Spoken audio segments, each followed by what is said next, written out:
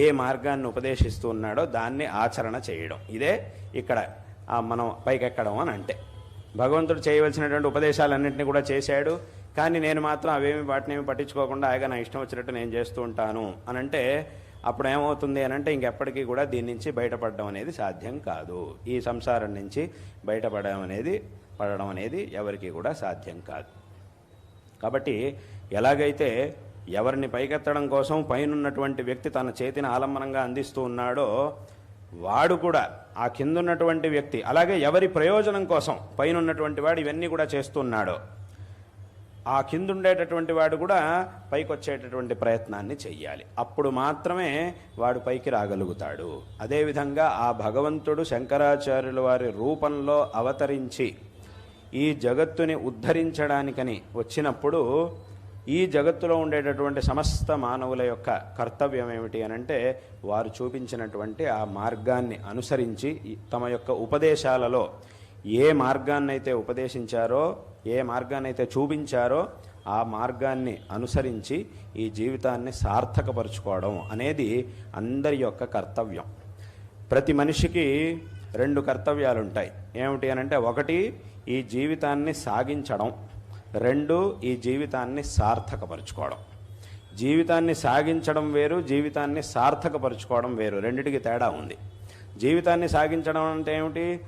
దానికి కావాల్సినంత చదువు సంపాదన ఇత్యాదులన్నీ చేసుకొని మనం ఉండడానికి కావాల్సినటువంటి ఏర్పాట్లు ఏదో బోల్డంత ఉంటుంది అని కాదు, కానీ తక్కువ లేకుండా ఉన్న దాంట్లో తక్కువ కాకుండా ఉండడం కోసం ఏమేమి ఏర్పాట్లు చేసుకోవాలో వాటన్నిటిని చేసుకొని దానికి కావాల్సినంత చదువుకోవడం, దానికి కావాల్సినంత సంపాదించడం ఇత్యాదులన్నీ చేసేస్తే అక్కడికి జీవితం హాయిగా సాగుతూ ఉంటుంది.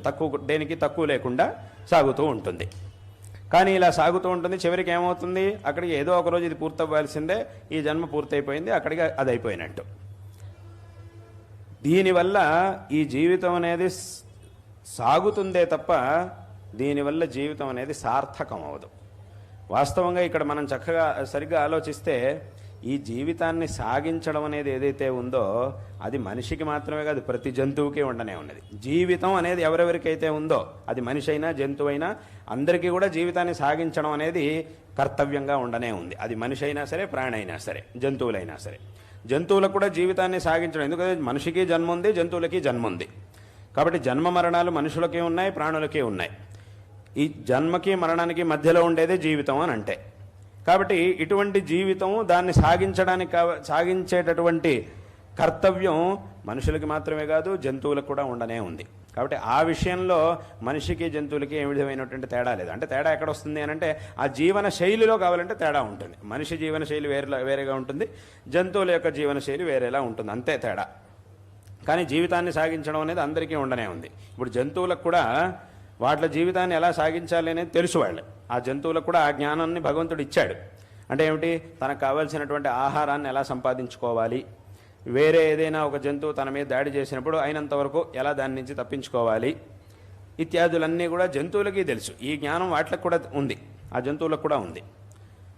మనిషికి అది ఉండనే ఉంది, మనిషి కూడా అలాగే చేస్తూ ఉంటాడు. కానీ అంత మాత్రమే ఆలోచిస్తే, అంటే కేవలం జీవితాన్ని సాగించడం గురించి మాత్రమే ఆలోచిస్తే ఏమవుతుంది అని అంటే ఇద్దరికీ పెద్ద తేడా అనేది ఉండదు. ఎందుకంటే సాగించడం ఇద్దరికీ ఉండనే ఉంది, మనుషులకైనా జంతువులకైనా ఇద్దరికీ ఆ ఒక పని, ఆ బాధ్యత అనేది ఉండనే ఉంది. ఎందుకంటే ఒకసారి జన్మ అనేది వచ్చిన తర్వాత జీవితం ప్రారంభమైనట్టే, దాన్ని సాగించడానికి ఏదో ఒక రకంగా ప్రయత్నం చేయాల్సిందే. కాబట్టి అది ఇద్దరికీ కూడా ఉండనే ఉంటుంది. కానీ మనిషికి ఆ ప్రాణులకి ఏమిటి తేడా, ఏ విషయంలో తేడా వస్తుంది, ఎక్కడ తేడా వచ్చింది అని అంటే ఈ జీవితాన్ని సార్థకపరుచుకునేటటువంటి ప్రయత్నం చేయడంలో జంతువులకి మనుషులకి తేడా అనేది ఉంటుంది. ఎందుకు అనంటే జంతువులకి కేవలం జీవితాన్ని సాగించేంత జ్ఞానం మాత్రమే ఇచ్చాడు భగవంతుడు, దానికి కావలసినటువంటి శక్తిని మాత్రమే భగవంతుడు ఇచ్చాడు తప్ప ఆ జీవితాన్ని సార్థకపరుచుకునేటటువంటి శక్తిని కానీ జ్ఞానాన్ని కానీ జంతువులకు ఉండదు.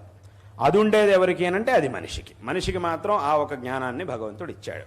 అంటే ఏమిటి? ఇప్పుడు జీవితాన్ని సార్థకపరచుకోవడానికి కావాల్సినటువంటి ఏ మార్గాలను అయితే శాస్త్రముల్లో చెప్పారో దాన్ని అర్థం చేసుకోగలిగేటటువంటి బుద్ధిశక్తి, అర్థం చేసుకొని ఆచరించగలిగేటటువంటి శక్తి, ఈ శరీర నిర్మాణం, ఇవన్నీ కూడా మనిషికి మాత్రమే ఉన్నాయి తప్ప జంతువులకి లేదు.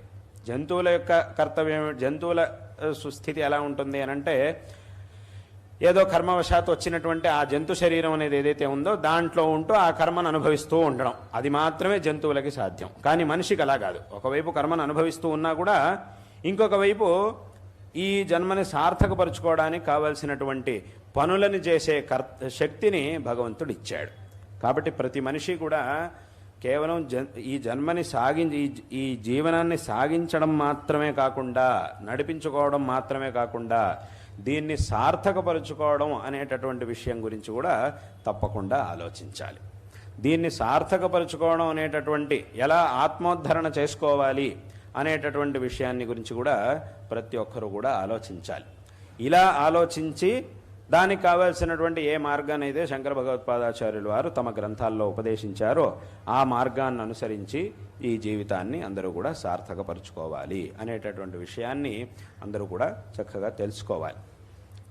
ఇక్కడ అందుకే భగవద్గీతలో కృష్ణ పరమాత్మ ఒక మాట చెప్పాడు. ఏమిటి అనంటే, ఉద్ధరేదాత్మనాత్మానం నాత్మానం అవసాదయేత్, ఆత్మైవ హ్యాత్మనో బంధుర్ ఆత్మైవ రిపురాత్మనః అని.